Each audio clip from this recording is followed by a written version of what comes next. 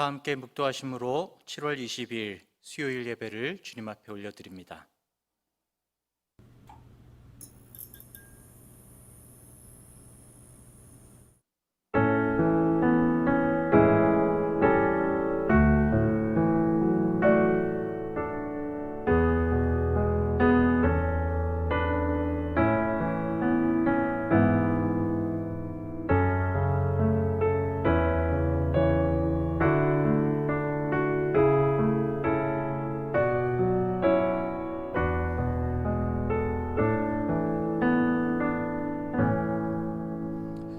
은혜가 풍성하신 하나님 아버지, 오늘도 주님 앞에 저희들의 연약한 마음의 무릎을 꿇고 주님을 바라봅니다.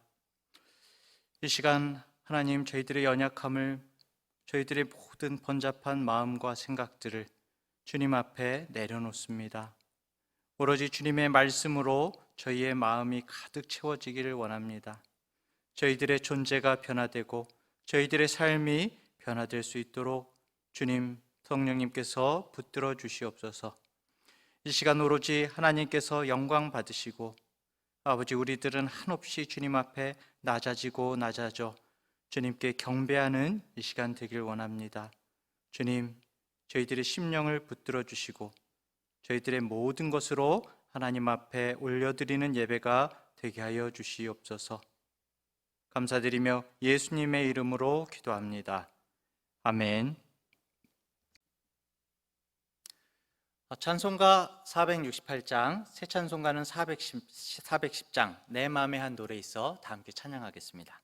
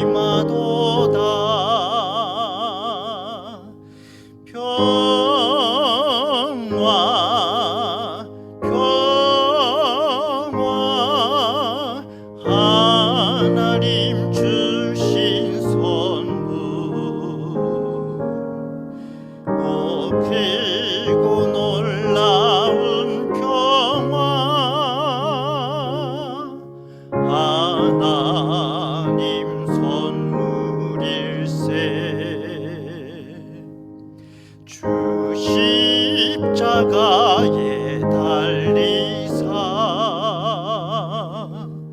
날 구원해 주셨으며 주 예수님 고난 받아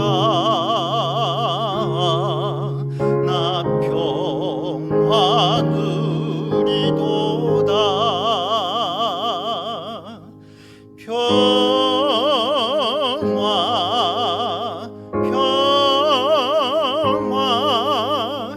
하나님 주신 선물 길고 놀라운 평화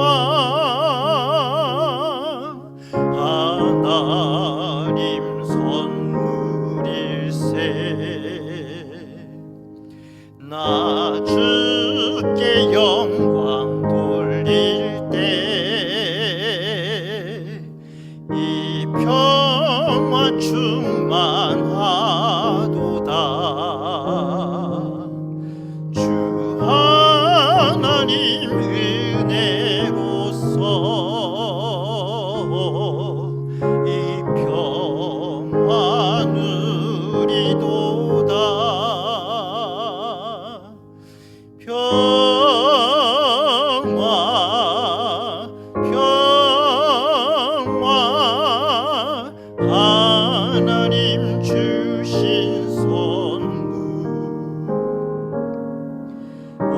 크고 놀라운 평화 하나님 선물일세. 이 평화를 얻으려고 주 앞으로 나아갈 때 주 예수님 우리에게 이 평화 주리로다. 평화 평화 하나님 주신 선물. 크고 놀라운 평화 하나님 선물일세.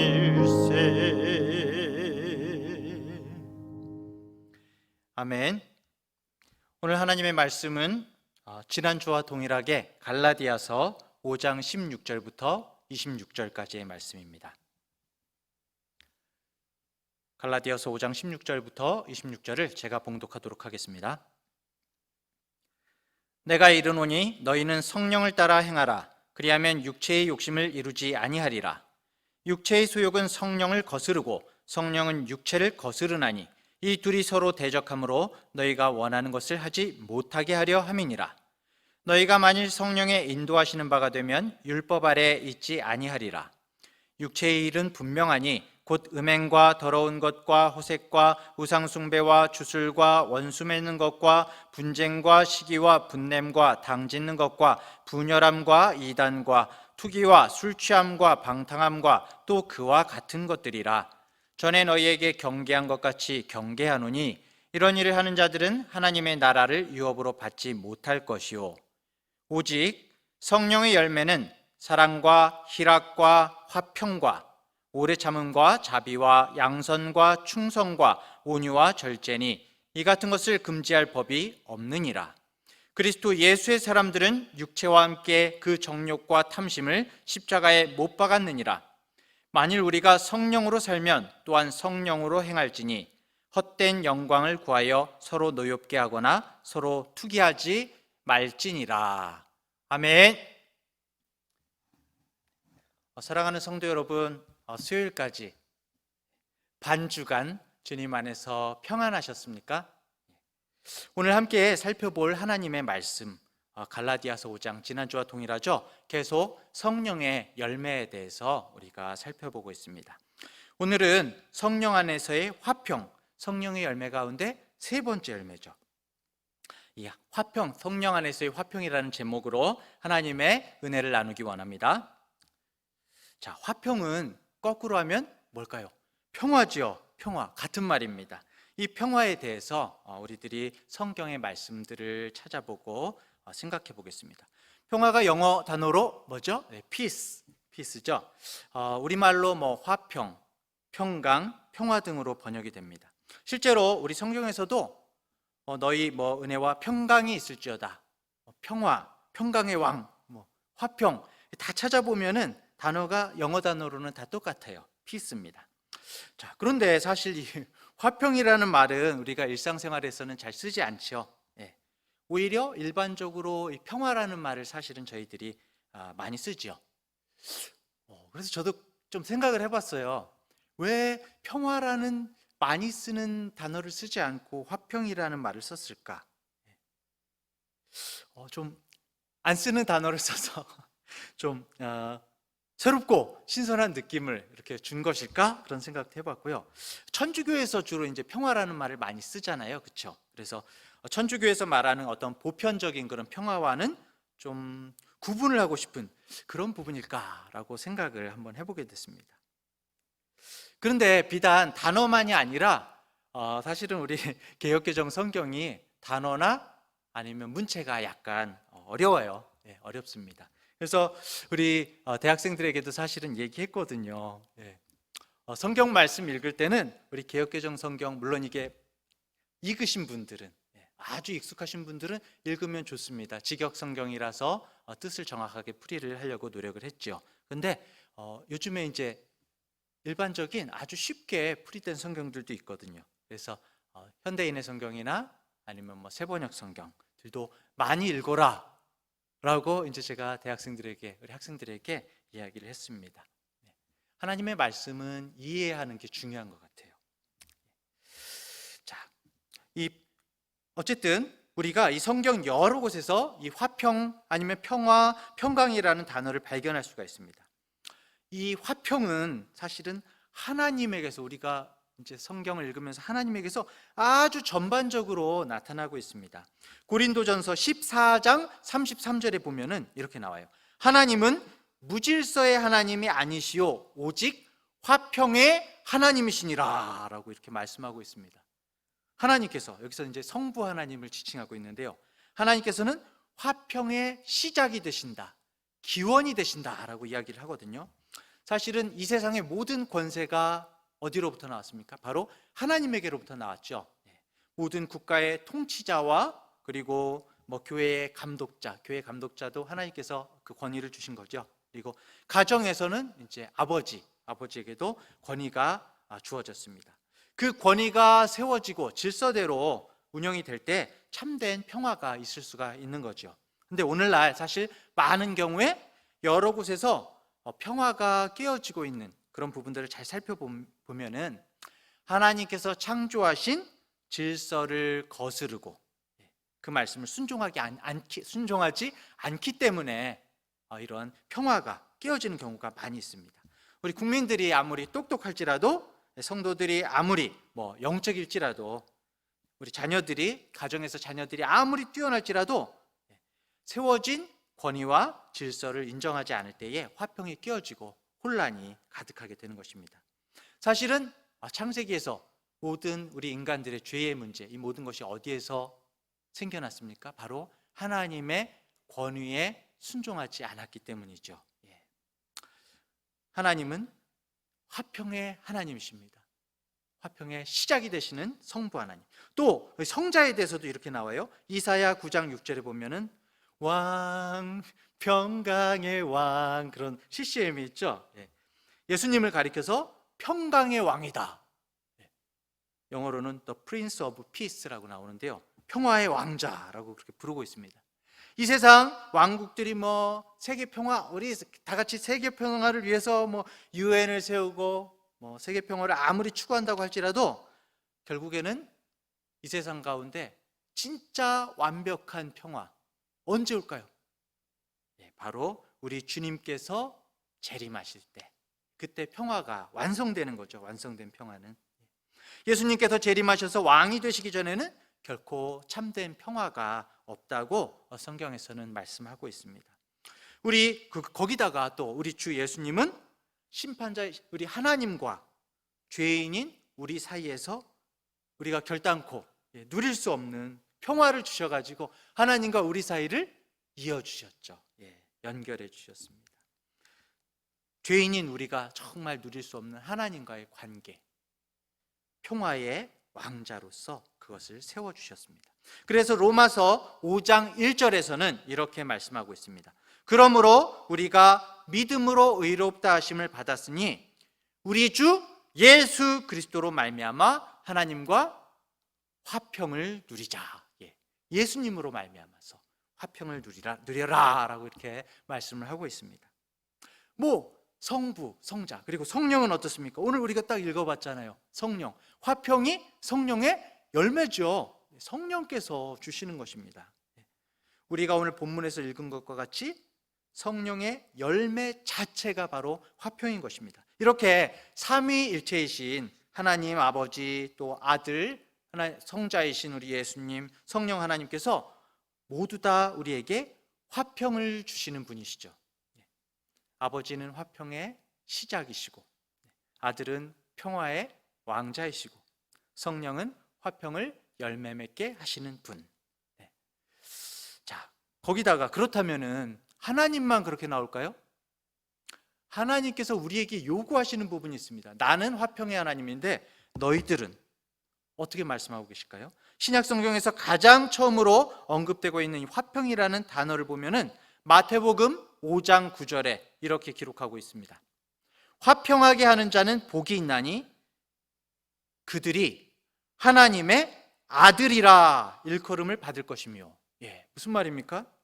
화평케 하는 자들을 영어로 피스메이커라고 되어 있는데, 우리가 하나님의 자녀라는 것을 증명해 주는 것, 나타내는 것, 우리가 하나님의 자녀로 나타나는 특징 가운데 하나가 뭐냐면 바로 화평의 사람이라는 것입니다.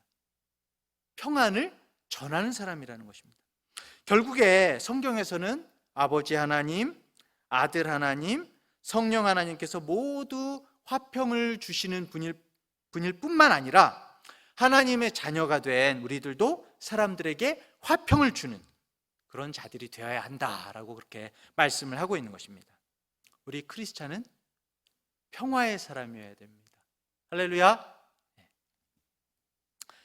오늘 우리가 성경의 곳곳에서 언급되고 있는 화평의 모든 면을 다 살펴볼 수가 없기 때문에 정말 우리가 어떻게 하면은 하나님 안에서 화평을 누릴 수 있을까를 한번 오늘 말씀을 통해서 생각해 보기를 원합니다.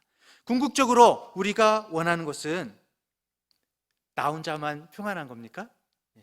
나 혼자만 안락한 것입니까? 그게 아니죠.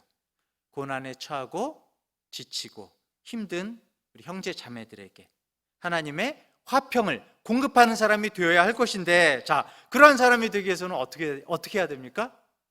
내가 먼저 차고 넘쳐야 돼요. 그렇죠, 여러분? 나도 막 화평하지 못해. 나 평안하지 못해. 그런데 저 사람을 화평하게 해야 돼. 평안하게 해야 돼. 율법주의적인 그런 생각과 의지로 될 수 있는 것이 아니죠. 우리가 주님 안에서 정말 화평을 열매 맺고 그 화평이 넘쳐나서 우리 형제 자매들에게도 전해져야 하는 것입니다. 하나님의 화평을 누리기 위해서는 오늘 우리가 본문에서 말씀한 것과 같이 성령 안에서 성령의 인도를 받아야 돼요.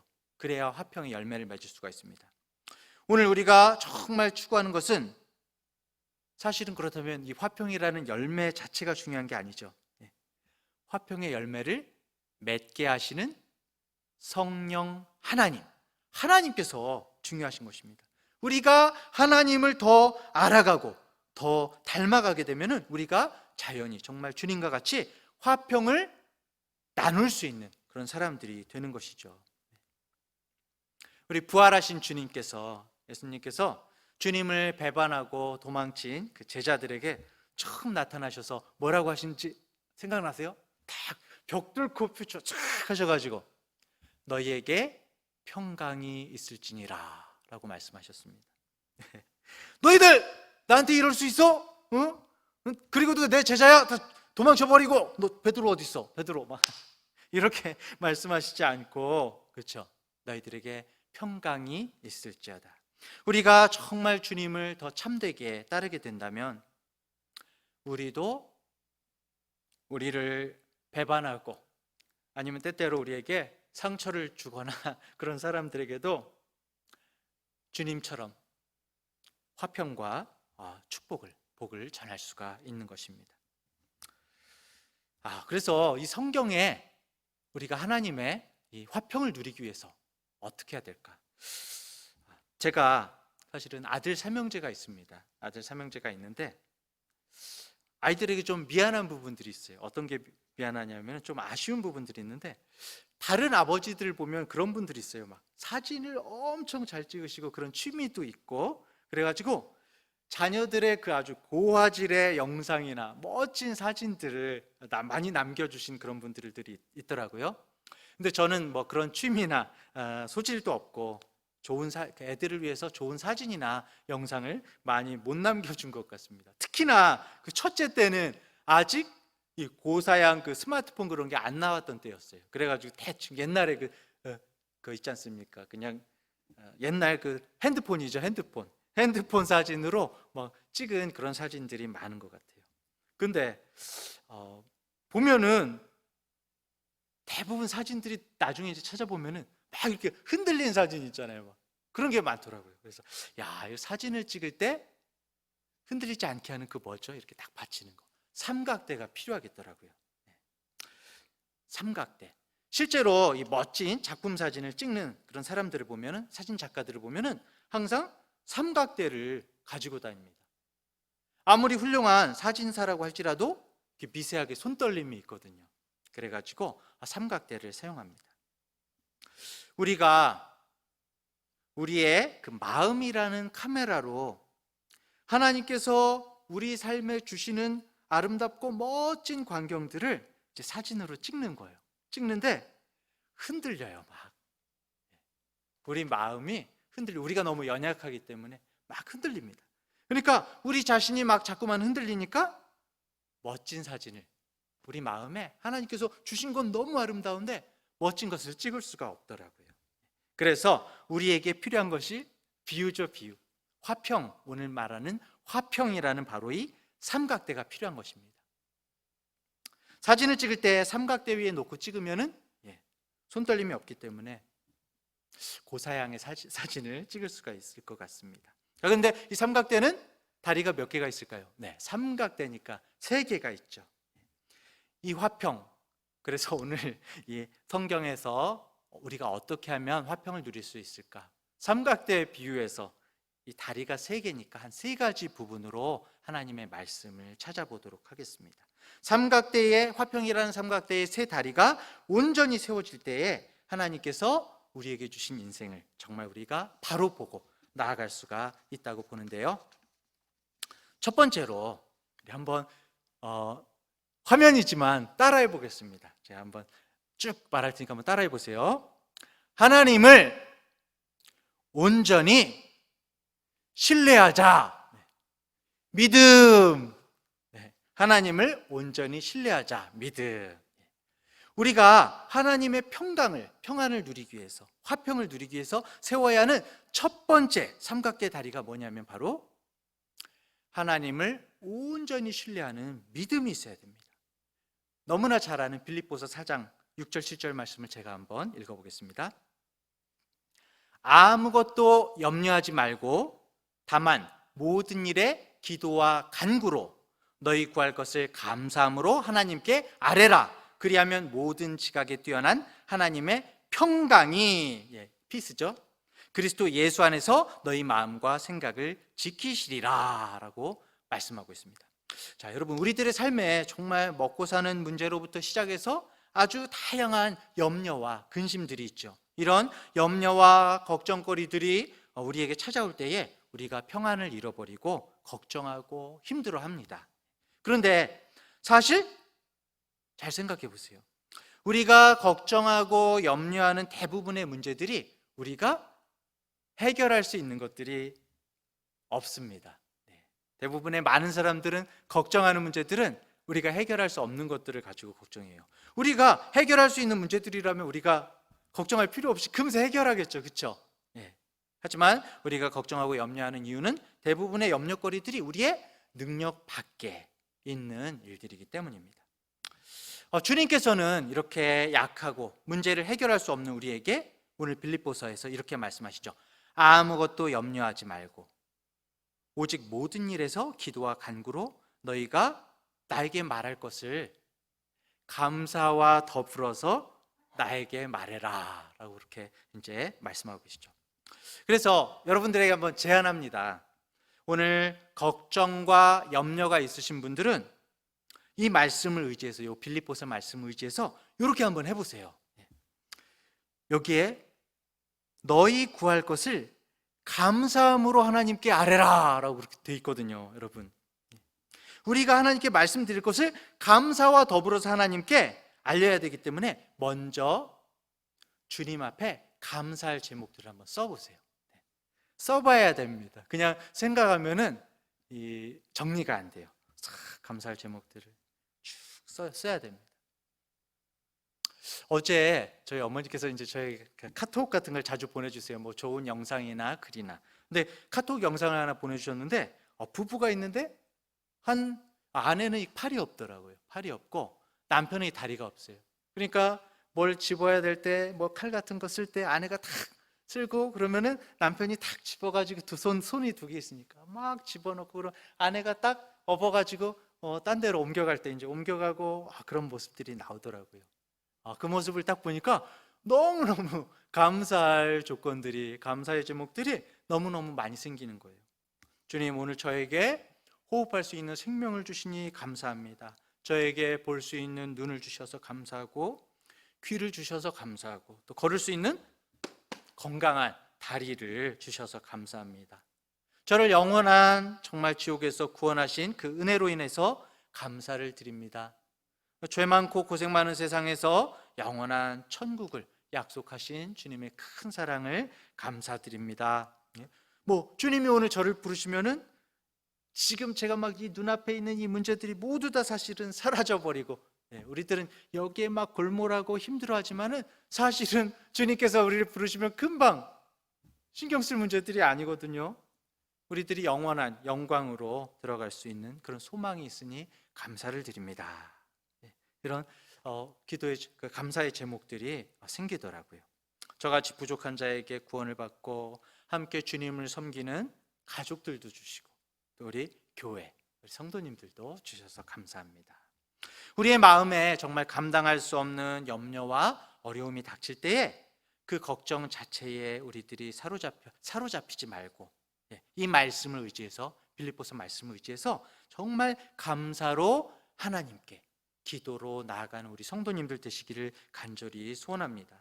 주님, 오늘 저의 모든 환경이 주님의 선하신 손 안에 있음을 고백합니다.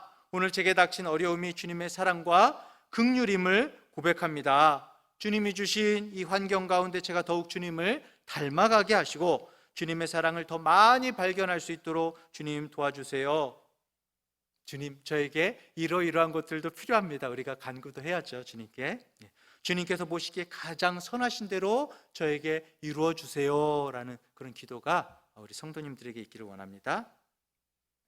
아무것도 염려하지 말고 너희 요청할 것을 감사와 더불어.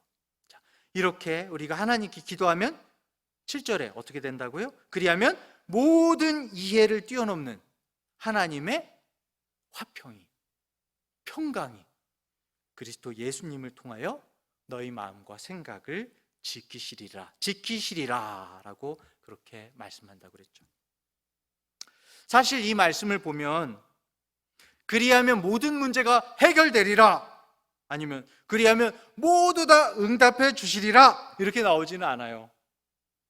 모든 이해를 뛰어넘는 하나님의 평강이 너희 마음과 생각을 지키시리라.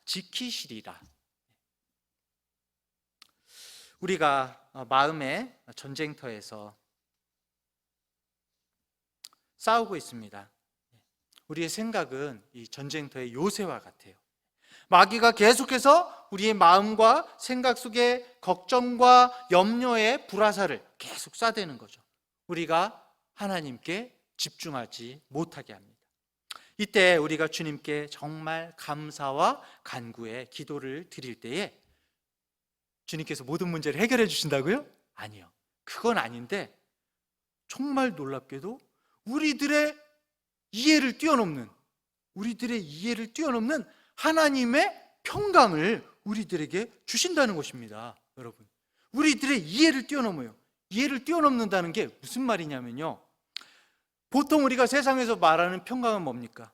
우리들이 어려워하는 문제가 다 해결되고 상황이 다 종료되고 마무리되어서 내가 아무 문제가 없을 때 평화를 가질 수가 있는, 이게 세상의 방식이라면은 하나님의 평화는 우리 이해를 뛰어넘어서 아직 문제가 있는데도 불구하고 평안이 있는 거예요.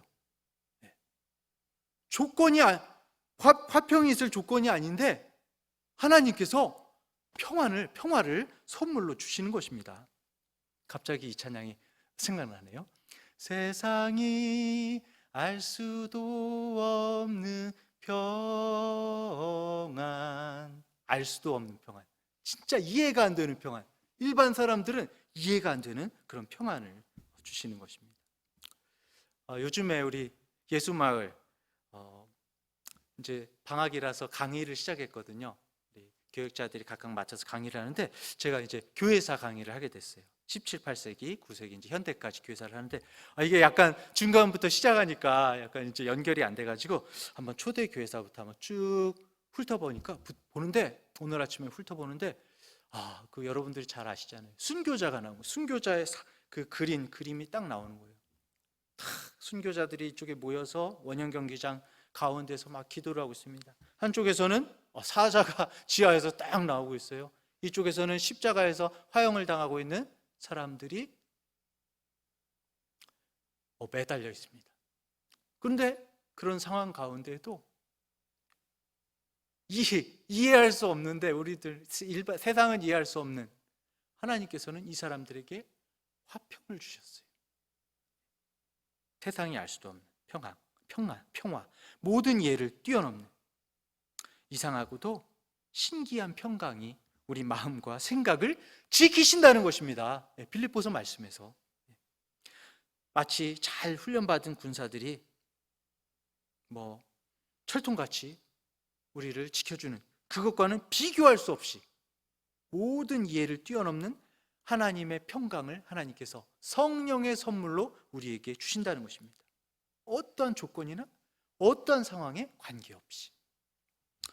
오늘 우리가 추구하는 화평은 바깥의 환경에서 비롯되지 않고 바로 하나님께로부터 온 것입니다. 우리의 인생에 지금까지 그리고 앞으로도 분명히 끊임없이 크고 작은 고난이 있을 것입니다, 여러분. 하지만 우리가 언제라도 평강을 유지할 수 있는 것은 우리의 평화가 이 세상에 속한 평화가 아니기 때문이에요. 그 흔한 평화가 아니기 때문이에요. 요한복음 14장 27절 말씀, 평안을 너희에게 끼치노니 곧 나의 평안을 너희에게 주노라. 나의 평안을, 주님의 평안을 내가 너희에게 주는 것은 세상이 주는 것과 같지 아니하니라. 너희는 마음에 근심하지도 말고 두려워하지도 말아라. 왜?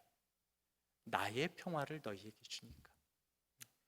주님의 평화, 성령의 평화를 받아 누리시는 우리 성도님들 되시기 원합니다. 그러기 위해서는 어떻게 해야 된다고요? 첫 번째, 하나님을 온전히 신뢰하고 주님께 감사함으로 기도하는 우리 성도님들 되시길 바랍니다. 자, 두 번째로 또 한번 따라해 볼까요?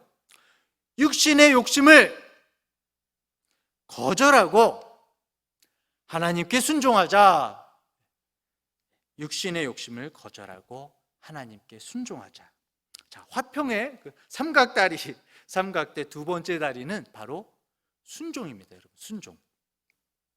육신의 욕심을 거절하고 하나님께 순종하는 것. 오늘 우리가 읽은 갈라디아서 5장 16절에 이렇게 나와요. 내가 이르노니 너희는 성령을 따라 행하라. 그리하면 육체의 욕심을 이루지 아니하리라 라고 그렇게 나오고 있습니다. 우리가 하나님의 화평을 누리려면은 사실은 저번 주에 사랑과 기쁨과 동일하게 먼저 이 화평도 육신의 욕심을 우리가 거절해야 됩니다. 우리 안에 평강이 없는 이유 중 한 가지는 우리에게 욕심이 있기 때문이에요. 현재 가진 것들로 만족하면서 감사하는 것이 아니라 끊임없이 더 가지고자 하고 욕심을 부리기 때문에 우리에게 평안이 없는 것입니다. 시기하고 욕심을 부리는 마음이 어른들은 아주 이거를 노골적으로 드러내지 않고, 그렇죠? 교묘하고 은밀하게 아주 매우 영적으로 선하게 우리들은 그것을 포장하죠. 근데 제가 이제 아동부 애들 보고 아니면 더 어린 영화부 애들 보면은 어린이들에게도 이 욕심들이 팍팍 드러납니다. 사람은 누구나 욕심이 있죠. 자, 여기서 나타나는 이 욕심, 이것은 우리 성경에서 정욕이라는 말로 또 표현을 하고 있습니다. 욕심과 정욕이 모두 육신의 열매예요. 야고보서 4장 1절에 보면 이렇게 말씀하고 있습니다. 너희 중에 싸움이 어디로부터, 다툼이 어디로부터 나느냐? 어디로부터 날까요? 너희 지체 중에서 싸우는 정욕으로부터 나는 것이 아니냐? 욕심에서. 방금 전에 말씀드린 것처럼 우리에게 싸움과 다툼, 결국에는 화평을 깨는 이 싸움과 다툼이 다 욕심과 정욕에서 난다는 것입니다. 우리에게 다툼이 있고 전쟁이 있는 이유가 뭘까요? 세계에 지금 모든 여기저기 처처해서 아직도 사람들끼리 전쟁하고 질시하고 시기하고 미워하고 있습니다. 왜 그럴까요? 대부분 사람들의 욕심이죠. 나의 것을 잃지 않고 다른 사람들보다 더 많이 가지려는 그런 모습들 때문에 화평하지 못한 모습들이 있습니다. 나의 환경이나 다른 사람들 때문이 아니라 나의 속에서부터 나오는 욕심과 정욕 때문에 화평이 깨진다는 것을 성경이 지적해주고 있습니다. 자, 그러므로 오늘 우리가 읽은 본문 갈라디아서 5장 24절에 이렇게 나와요. 딱 대놓고 말합니다. 그리스도 예수의 사람들은 우리들이죠. 우리들은 육체와 함께 그 정욕과 탐심을 십자가에 못 박았느니라. 그리스도께 속한 우리들 육신을 십자가에 못 박았다.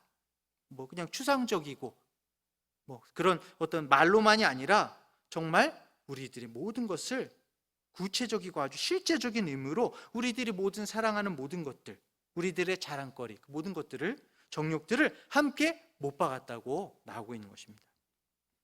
우리가 욕심을 부리고 집착하는 모든 것들을 못 박았다.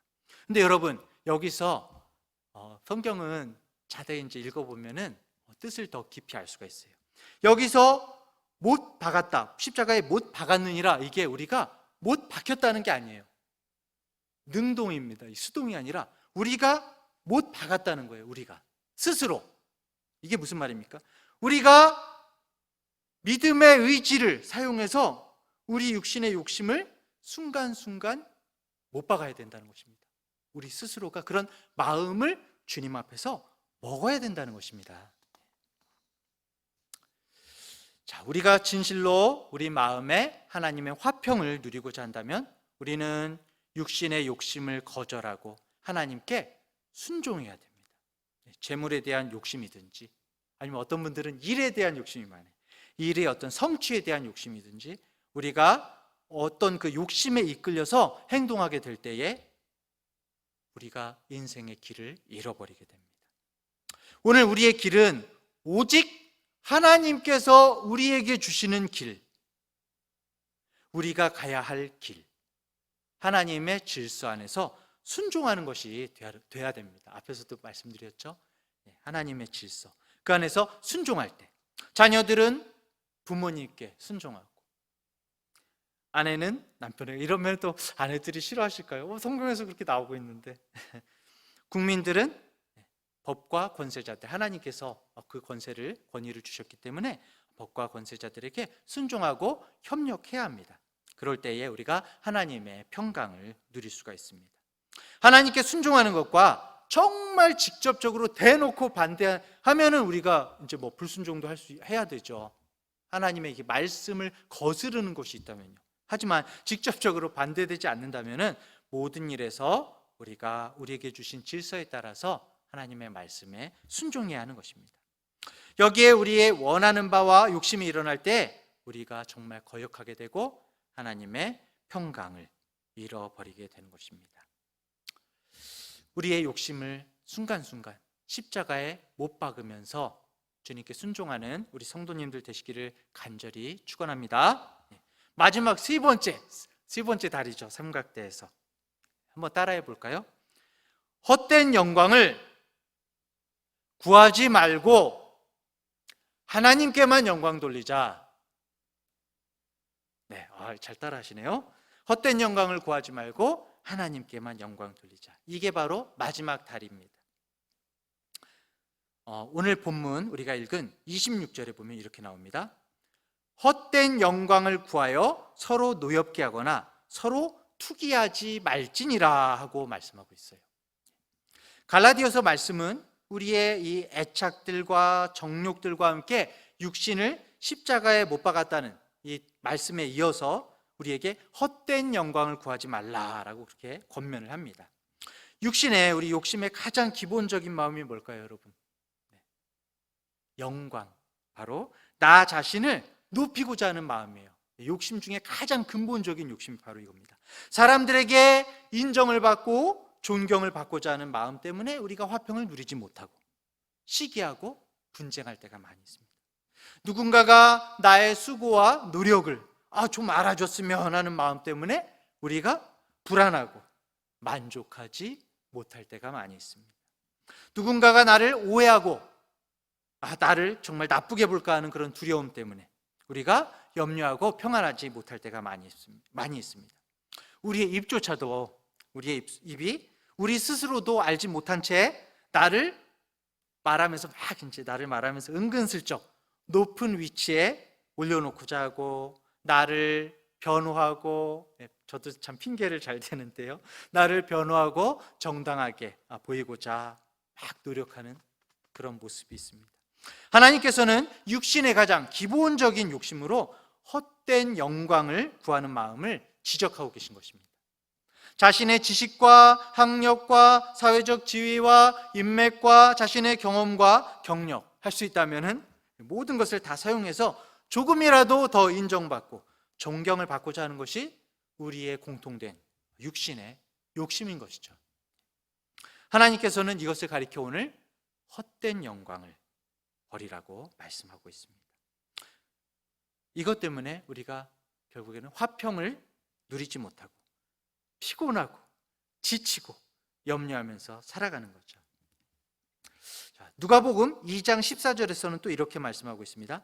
지극히 높은 곳에서는 하나님께 영광이요, 땅에서는 하나님이 기뻐하신 사람들 중에 평화로다 하니라. 평화로다. 가장 높은 곳에서는 하나님께 영광이 돌려질 때에, 하나님께 영광 돌릴 때 우리가 땅에서는 평화와 사람들을 향한 선하신 뜻이 이루어질 수 있다는 것입니다. 결국엔 무슨 말이에요? 이 말씀 그대로를 보셔야 돼요. 우리가 하나님께 영광 돌릴 때, 우리 영광을 구하지 않고 하나님께 영광 돌릴 때 우리가 진짜 하나님의 화평을 누릴 수가 있다는 것입니다. 하나님의 우리를 향하신 선하신 뜻을 우리가 알 수 있다는 것입니다. 오늘 우리가 하나님의 화평을 누리고자 한다면 헛된 영광을 구하지 말아야 합니다. 모든 영광을 하나님께만 올려드려야 합니다. 사람들이 나를 얼마나 알아주는지, 어떻게 오해하는지 그다지 중요한 것이 아닙니다. 내가 누군가를 어떻게 평가하고 판단하는지도 중요하지 않습니다. 사실은 좀 다르게 생각해 보면은 나의 영광을 구한다는 것은 다른 사람들을 깎아내리는 부분도 있어요. 나를 높이는 것도 있지만 다른 사람들을 때때로 우리들이 깎아내립니다. 그래서 나의 헛된 영광을 구할 때가 많아요. 내가 보고 들은 몇 가지, 내가 본 것만 가지고 판단할 때가 많죠. 다른 사람을 평가하면서 저 사람은 이래서 틀렸고 그래서 내가 맞는 거지, 저 사람은 저게 문제고 나는 그렇지 않으니까 내가 더 맞아 오라, 이렇게 생각할 때가 많이 있죠. 헛된 영광을 구하는 우리들의 마음입니다. 우리는 모두 하나님께 영광을 돌려야 되고, 우리가 정말 서로 하나님의 화평을 나누고 공급하면서 존중하고 사랑하라고 말씀하셨지, 서로 판단하라고 말씀하지 않으셨습니다. 내가 누구보다 영적이고 내가 누구보다 앞서 있고 그렇게 생각하는 것은 다 헛된 영광에 불과하다고 말씀합니다. 다만 하나님께서 나를 어떻게 생각하실까? 사람에게 평가받는 것이 아니라 하나님께서 나를 어떻게 생각하실까? 주님 앞에서는 우리 모든 성도님들 되시기를 바랍니다. 사람들이 나를 알아주지 않아도 하나님께서는 나의 모든 것을 아시죠. 나의 정당함과 억울한 사정 모두 아시고 나의 수고와 헌신을 주님께서는 다 알고 계십니다. 오늘 우리에게 정말 필요한 것은 그래서 겸손한 마음이에요. 왜요? 세상의 영광이 필요 없이 하나님께서 우리에게 영광을 주신다고. 너희가 스스로 헛된 영광을 구할 필요가 없어. 베드로전서 5장 10절에 보면 베드로 사도가 이렇게 말하죠. 모든 은혜의 하나님 곧 그리스도 안에서 너희를 부르사 자기의 영원한 영광에 들어가게 하시니가. 이게 무슨 말씀입니까? 하나님께서 우리를 자신의 영원한 영광에 들어가게 하신다는 거예요. 오늘 우리는 헛된 영광을 구할 필요가 없지요. 우리를 위한 하나님의 영원한 영광이 마련되어 있습니다. 헛된 영광과 비교할 수가 없는. 그렇기 때문에 오늘 우리는 이 땅에서 겸손할수록 좋고 낮을수록 좋습니다. 나의 입술은 나를 정당화하지 않을수록 좋고 나를 자랑하지 않을수록 좋습니다. 오늘 우리의 입술과 우리의 삶은 하나님께 영광을 돌려드려야 됩니다. 그럴 때에 우리가 정말 하나님의 화평을 누릴 수가 있습니다. 여러분, 유리컵을 높은 곳에서 떨어뜨리면 어떻게 될까요? 쨍그랑 깨지잖아요. 그런데 컵이 낮아지고 낮아져서 바닥에 탁 닿아져 있으면 떨어질 염려가 없죠. 그렇죠? 깨질 염려가 없습니다. 주님 앞에 겸비하고 낮아지고 오로지 주님을 높여드릴 때 평안을 누리시는 우리 모든 성도님들 되시기 바랍니다. 자, 말씀을 맺겠습니다. 오늘 우리는 하나님의 화평을 누리기 위해서 성경에서 말씀하고 있는 것들을 봤습니다. 오늘 우리가 우리의 정말 연약한 이 마음이라는 카메라로 하나님께서 우리에게 주신 이 아름다운 멋진 풍경들을 온전히 담아 누리고 싶은데 우리들이 연약해서 막 흔들려요. 그럴 때 우리에게 반드시 필요한 것이 바로 이 화평의 삼각대이다라고 말씀드렸습니다. 이 화평의 삼각대는 세 다리로 이루어졌는데 첫 번째 다리는 하나님을 믿고 신뢰하는 것이라고 했죠. 우리가 모든 일에서 하나님을 인정하고 우리에게 가장 좋은 것을 주시는 하나님께 모든 것을 맡기고 믿을 때 우리는 화평할 수 있다 말씀드렸습니다. 두 번째는 육신의 우리의 욕심을 거절하고 하나님께만 순종하자라고 말씀드렸죠. 우리가 정말 언제나 오직 하나님께 순종하기만을 바란다면 아무런 염려 없이 정말 평강 가운데 안식할 수가 있다고 성경에서 쭉 나오는 걸 함께 나눴습니다. 마지막 세 번째는 헛된 영광을 구하지 않고 하나님께만 영광을 돌리고 스스로 겸비하고 겸손하자라고 말씀을 드렸습니다. 우리가 사람들의 눈치를 살피고 헛된 영광을 구하지 않고 오로지 하나님께만 영광을 돌리면 우리가 평강 가운데 안식할 수 있다, 이렇게 말씀을 드렸습니다. 정말 이런 화평의 삼각대가 우리 안에 온전히 세워질 때에 우리는 정말 하나님께서 우리에게 주시기를 원하시는 진정한 화평, 봄, 여름, 가을, 겨울을 카메라 사진에 멋지게 담아내듯이 우리들의 마음에 이 카메라로 하나님께서 주시는 모든 것들을 온전히 담아 누리는 우리 모든 성도님들이 되시기를 간절히 바랍니다. 주님이 우리를 축복하시고 은혜와 평강이 우리 모든 성도님들에게 있기를 간절히 바랍니다. 기도하겠습니다. 은혜가 충만하신 하나님 아버지, 주님께서는 저희들에게 모든 좋은 것으로 채워주셨는데 하나님, 저희들은 감사할 것을 찾지 못하고 하나님, 저희 눈앞에 있는 모든 걱정거리들, 아버지, 모든 것들을 우리들의 흔들리는 마음으로 보고 하나님, 그것들을 받아 누리지 못할 때가 얼마나 많은지요. 주님 앞에 고백합니다. 하나님, 저희들의 이 흔들리고 부족하고 연약한 마음들을 바칠 수 있도록 성령님께서 화평으로 채워주시옵소서. 세상이 알 수도 없는 평안, 하나님, 정말 세상은 이해할 수 없고 상황에 따라 조건에 따라 변화되는 그러한 평안이 아니라 아버지, 어떠한 조건 가운데도 영원한 평강을 우리에게 허락하시는 주님, 그 주님을 바라보고 성령의 평화, 성령의 화평을 누릴 수 있는 우리 모든 성도들 되어질 수 있도록 아버지 인도하여 주시옵소서. 아버지, 저희들 정말 하나님 안에서 성령의 열매를 정말 맺어가기를 원합니다. 하나님, 저희들의 머리만 커지는 것이 아니라 하나님, 저희들의 입으로만 말하는 것이 아니라 저희들의 모든 삶이 변하여지게 하여 주시옵고 아버지, 세상의 눈치를 보는 것이 아니라 하나님의 눈치를 살피며 하나님 앞에서 어떠한 것이 하나님을 기쁘시게 하는 길인지를 날마다 주님 앞에 살피며 나아가는 우리 모든 복된 성도들 될 수 있도록 주여 인도하여 주시옵소서. 그래서 진정한 주님의 화평, 평강을 누릴 수 있는 우리 성도들 될 수 있도록 아버지 인도하여 주시옵소서.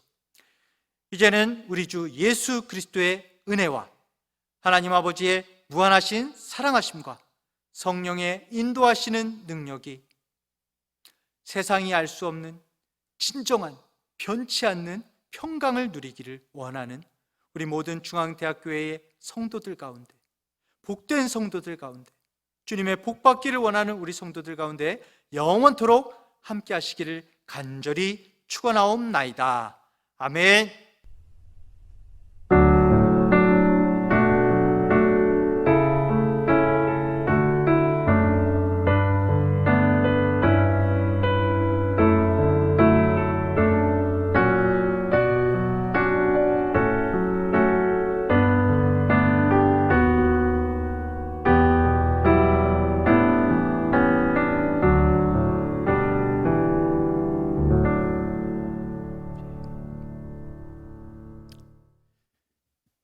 할렐루야.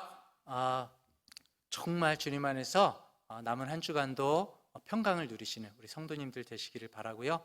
이번 돌아오는 야외 예배, 우리 영락수양관에서 안성 영락수양관에서 건강한 모습으로 다들 뵙기를 바라면서 샬롬 하십시오. 샬롬.